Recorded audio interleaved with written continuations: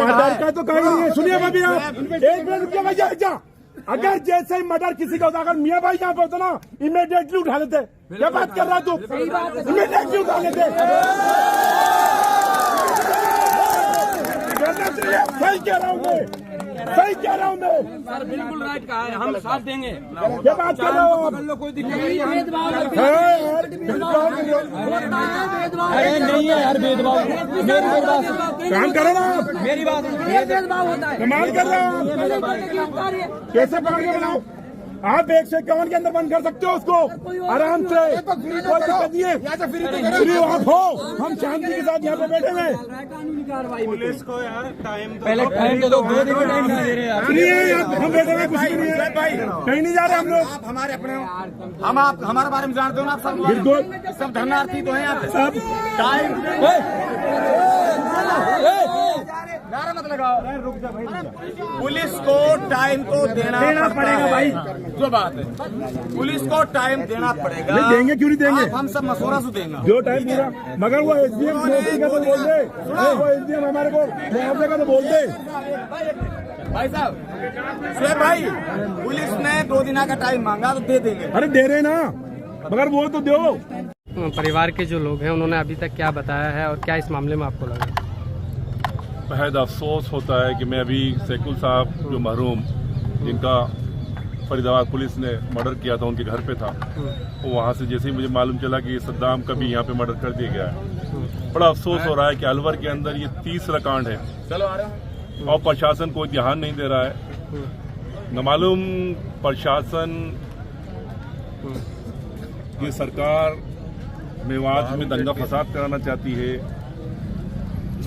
ऐसा क्या हो रहा है कि मूसा के भी हत्यारों को अभी तक नहीं पकड़ा गया है, कोई उसकी जांच नहीं हुई है। हमें फुटबॉल बनाया जा रहा है और जो हमारी नुमाइंदगी कर रहे हैं मेवात के अंदर, जिसको कि मेवात का नौजवान अपने दिलो जान से वोट करता है, वो लोग सामने नहीं आते। अल्लाह का शुक्र है कि यहाँ पर नगर के एमएलए हमारे भाई वाजिब हैं, क्योंकि वो यहाँ के एमएलए हैं, आप आए हैं। उसके अलावा जो रामगढ़ के अंदर हुआ सैकुल के साथ, जबकि बॉडी को सिर्फ अलवर लाना चाहिए था, अलवर के अंदर मेडिकल होना और पोस्टमार्टम होना चाहिए था, गोविंदगढ़ के अंदर एफआईआर होना चाहिए थी। बड़ा अफसोस की बात है कि गोविंदगढ़ के अंदर एफआईआर ना हुई। मालूम ये चला कि एमएलए जो रामगढ़ की है उसने वहां पे ऐसा अपना कर्जना भेजा कि भाई तुम वहां फरीदाबाद में इसको निपटा करके आओ काम को, और उन्होंने बखूबी निभाया। आप ये बताइए कि गोविंदगढ़ थाना क्यों एफआईआर नहीं करा और एफआईआर के अंदर कार्रवाई क्यों नहीं की जा रही? मैं ये चाहता हूं कि हमारे नौजवान जो बड़ा मुश्किल से तैयार होते हैं, और वो सैकुल तो सब इंस्पेक्टर की तैयारी कर रहा था, क्या साफिया को ऐसा नहीं लगता, जुबैर को ऐसा नहीं लगता कि उनको 25 साल से वहां पे राज करा रहे हैं, क्या उनको ये लोग, यहाँ के लोग, रामगढ़ के लोग, तो उनको मुआवजा दिलवाया जाता उस परिवार को?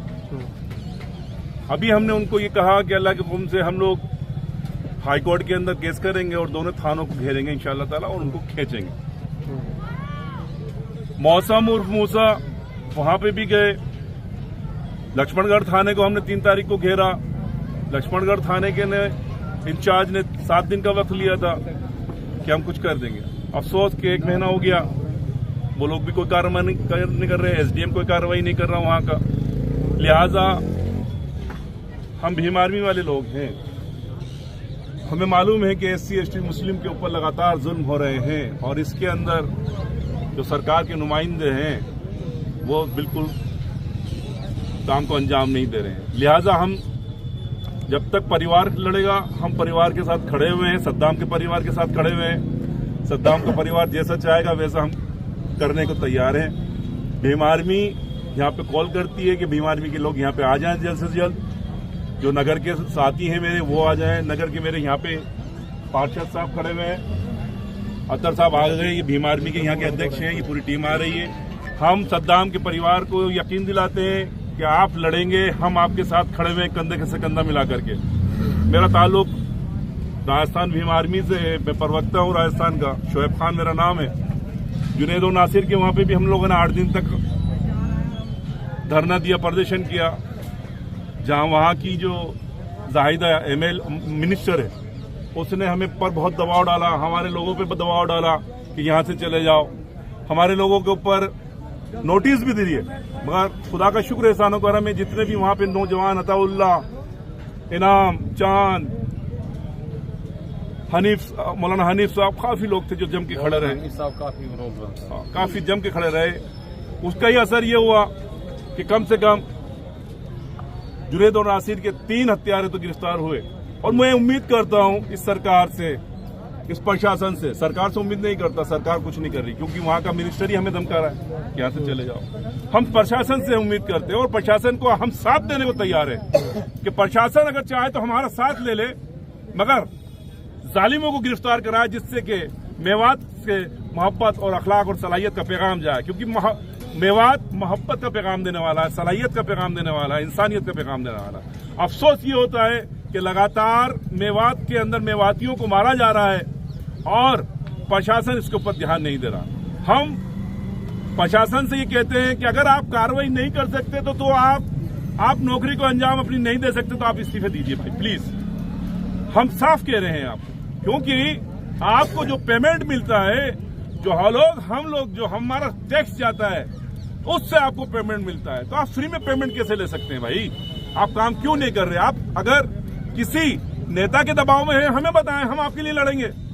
हम कह रहे हैं एसपी को, यहाँ के इंचार्ज को, यहाँ थानों के इंचार्ज को कहते हैं कि अगर आप किसी एमएलए के, मंत्री के दबाव में हैं तो भीम आर्मी आपके लिए लड़ने को तैयार है, मगर खुदा के लिए संविधान को चलाना आपका फर्ज है।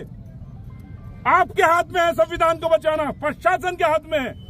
मगर जब आप ही नहीं बचा पाएंगे संविधान को तो भीम आर्मी सड़कों पे आएगी और भीम आर्मी जो मुल्जिम है, जालिम है, उनके खिलाफ लड़ेगी और जिनके ऊपर जुल्म हुआ है उनके साथ खड़े होगी। और हम यहाँ खड़े हुए हैं। भीम आर्मी जिंदाबाद। यहाँ के जितने भी नौजवान हैं, चाहे वो किसी भी तबके के हों, वो जिंदाबाद। और अगर प्रशासन ये सही काम करता है तो हम आपका जिंदाबाद करेंगे, नहीं तो हम प्रशासन मुर्दाबाद के नारे लगाते हैं, क्योंकि आप लोग सही कार्रवाई नहीं कर रहे।